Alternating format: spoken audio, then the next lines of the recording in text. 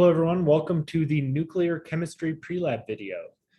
This week we're going to continue working with the same radioactive sources that you had out just before break. So here, these are these plastic discs, and these are the main safety hazard for lab this week. These sources are radioactive. They are not particularly high activity sources. So as long as you do not ingest them or hold them up against your bare skin, it should all be perfectly safe. That said, do wear your PPE today and make sure you wash your hands on the way out of lab. So the design of today's experiment and the goals are relatively straightforward.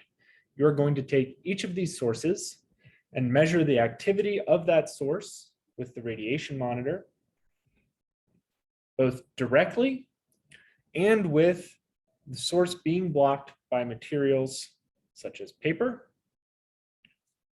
cardboard, and aluminum foil.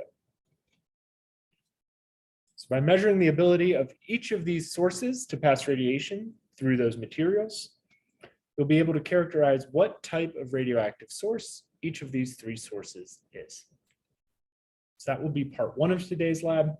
Part two, you'll take your measurements of the activity of the sources during lab today, and you'll compare it to the measurements you made several weeks ago.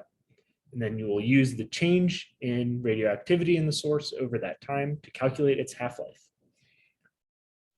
That's it for introduction to the lab. You have a few short questions to answer, and we will see you in lab this week.